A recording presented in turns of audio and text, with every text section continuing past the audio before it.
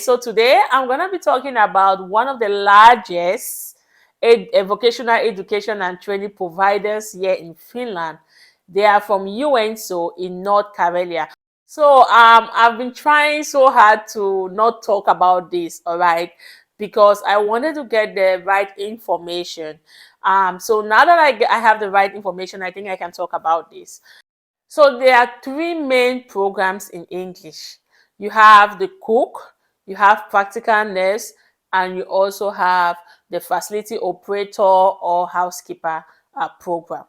Now, there are some general criteria for these three programs, which means these criteria, they apply to all the three programs. You must be at least 18 years of age.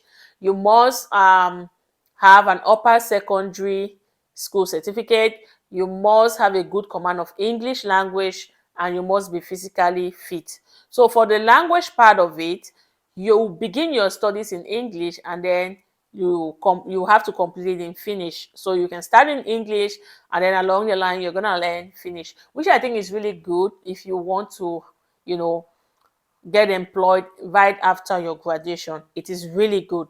And one thing with North Karelia is that they are trying to retain international students. Remember, I once talked about um, North Carolina University of Applied Science, and they have this incentive that they give to students who improve in their Finnish language. So that particular area, that particular location in Finland, they are looking for more international students who are not just coming to study, but they want them to stay there and work. So this is a good opportunity if you are interested to become a cook, a nurse, and also a housekeeper. The thing with the nursing, the issue with the nursing program is when you apply, you upload a 2 minute video. And when they go through this video, and then you'll be invited for the aptitude test. The issue with the aptitude test is that if you are not in Finland, it will be difficult for you to take this test because they don't have an online option. No, there's no online option. You have to be on campus to take this test. But with the other programs, they have online options like for the interviews. Only for the nursing program that require you to be on campus and take the test. But with the other two programs, you can do the online interview, all right? Okay, so you may be wondering, isn't the application period over or something? They have continuous application period. So it means that you can apply whenever you are ready. You can apply for any of these programs, but you just need to pay attention to the requirements. Okay, so the thing with the cook program, like after graduation, is that yes, you'll be able to work in restaurants. In Finland, there are different international restaurants here that you can work with. But if you, especially when you complete your studies in Finnish, that gives you an upper hand, okay, to get a job. Same thing with the practical nurse, same with the housekeeping. And you may be thinking these programs are not really what you want to do, but you can apply, and then when you complete them, then you can study something else. But the truth is, these programs, the average duration is 2 years for these programs. So you don't want to just waste 2 years. There's something about the program you choose at first. You may not like it, but when you study this program and then you acquire some level of Finnish, and then after graduation you get a good job, you may want to stay there for throughout. Like, you may just want to see this as your new career path. Okay, so what is the tuition fee? There is no tuition fee. It's free of charge. All right. With vocational schools in Finland, you don't pay fees. It's free. So that's an advantage for you. Okay. You can come here, you study for free, and you acquire your Finnish language. I'm stressing the Finnish language because in universities, you don't have this privilege. Yeah, you have some Finnish courses that you take, they are mandatory, but after that, you don't even remember anything. But I think with vocational schools, it's intense. Okay, so when you study in Finnish, it's different when you are just studying like English 101 or Finnish 101. that it's different. So by the time, like by the end of your studies, you must have acquired some level of finish that um will help in your career life. So at the end of your studies, you'll be able to work in finish, and with that you'll be able to get a job in that field. Okay, so I will leave the link to this website in the comment section and also in the description box. So please make sure you go through this website and make sure you choose the right program. I'm stressing this because I want you to not just go apply for nursing, you do everything, and then you get an invitation that, oh, come for the aptitude test, and you're like, I can't be in Finland. Another idea I can give is you can choose any of these programs, and maybe you are interested in nursing, but when you're in Finland, then you can apply for the practical nurse program.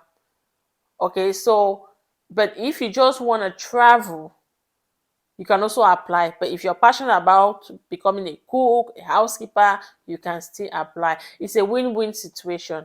Okay, so they have the main application period, and then they have continuous. So you can check through the website, and also you can reach out to the school. They have their emails on their website and ask more about these different programs. If you really want to come do the practical nursing stuff and you are still not convinced, you can write them stating that you like, just ask questions. They're gonna reply you. Okay, all right. So prior to these other three programs, we had just Vamia.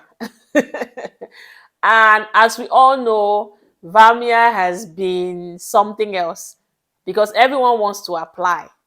Everyone wants to go to Vamia. It's free. Okay.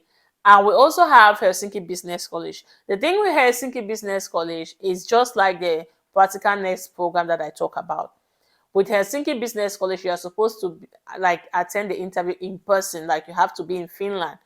But with Vamia, you don't need to travel to Finland. So that, I think that's the main reason why like so many students applied for these Vamia programs. But the point I want to make here is, now that we have this Vivaria, I am so certain like the Vamia road will be a little bit, open. It will not be that tight because now we have options.